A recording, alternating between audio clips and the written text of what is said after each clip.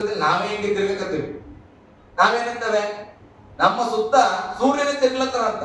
ಸೂರ್ಯ ಏನ್ ತಿರ್ಗ್ತಾ ಇಲ್ಲ, ನಾವೇ ಏನ್ ಮಾಡ್ತಾ ಇದಾವೆ, ಆತನ ಸುತ್ತ ಹಿಂಗೆ ಭೂಮಿ ಹಿಂಗೆ ಸುತ್ತಾ ಇದೆ ಅಂತ.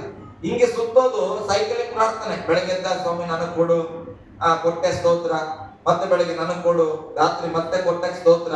ಇದು ಸೈಕ್ಲಿಂಗ್. ಹಿಂಗೆ ತಿರುಗ್ತಾ ಇದ್ರೆ ದಿನಗಳು ಬದಲಾಗ್ತಾವ ಅಷ್ಟೇ, ವರ್ಷ ಬದಲಾಗಲ್ಲ.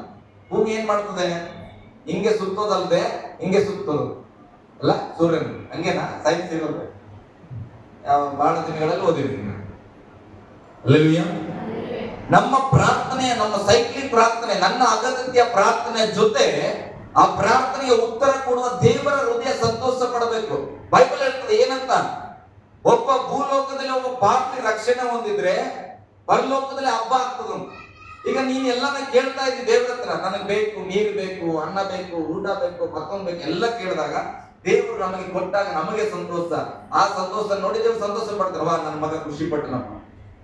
ಆ ಸಂತೋಷ ಏನಾಗ್ತದೆ ನನ್ನ ಜೀವಿತದಲ್ಲಿ, ಅದನ್ನ ನಾನು ಏನ್ ಮಾಡ್ತೇನೆ, ಸಾಲು ಮಾತ್ರ ಹೋಗಿ ಹೇಳ್ತೇನೆ, ಸಾಲು ನಿನಗೊಂದು ವಿಚಾರ ಗೊತ್ತಾ, ಏನ್ ಚಿಕ್ಕಪ್ಪ, ನಾನು ಬೆಳಿಗ್ಗೆ ನಾನು ಪ್ರಾರ್ಥನೆ ಮಾಡಿದೆ ಊಟ ಬೇಕಂತ, ದೇವ್ರು ನನಗೆ ಊಟ ಕೊಟ್ಟರು, ಬಟ್ಟೆ ಕೊಟ್ಟರು, ಮತ್ತೆ ಇವತ್ತು ಕೂಡ ನನಗೆ ದೇವ್ರು ನಡೆಸಿದ್ರು, ಇವತ್ತು ಕೂಡ ನನಗೆ ದೇವ್ರು ನಡೆಸಿದ್ರು.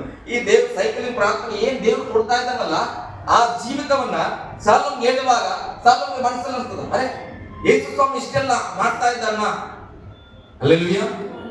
ನನ್ನ ಸಾಕ್ಷಿಯನ್ನ ಕೇಳುವಾಗ ಅವನ ಮನಸ್ಸಲ್ಲಿ ನಾನು ಯಾಕೆ ಟ್ರೈ ಮಾಡಬಾರ್ದು, ದೇವರು ಇಷ್ಟು ಅದ್ಭುತವಾಗಿ ನಡೆಸ್ತಾ ಇದ್ರೆ, ದೇವರನ್ನ ಪ್ರೇಯರ್ ಮಾಡೋದು ಇದೆಲ್ಲ ಕೊಡ್ತಾ ಇದ್ರೆ ನಾನು ಯಾಕೆ ನಂಬಬಾರ್ದು, ನಾನು ಯಾಕೆ ದೇವರನ್ನ ಪ್ರಾರ್ಥಿಸಬಾರ್ದು ಅಂತ ನನ್ನ ಹೃದಯದಲ್ಲಿ ಒಂದು ನಂಬಿಕೆ ಚಿಗುರೊಡಿದ್ರೆ, ಆ ನಂಬಿಕೆಯನ್ನ ನೋಡಿ ದೇವರು ಅಲ್ಲಿ ಹಬ್ಬ ಮಾಡುವವನಾಗಿದ್ದಾನೆ. ಹಲ್ಲೆಲೂಯಾ.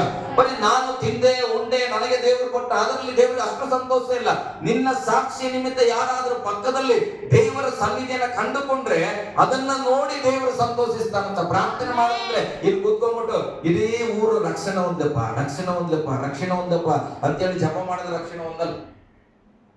ಹಲ್ಲೆಲೂಯಾ. ಪ್ರೇಯರ್ ಅಂತ ನಾವ್ ಏನ್ ಮಾಡುವುದು, ಕ್ರಿಯೆ ಅನ್ಕೊಂಡ್ಬಿಟ್ಟೆ.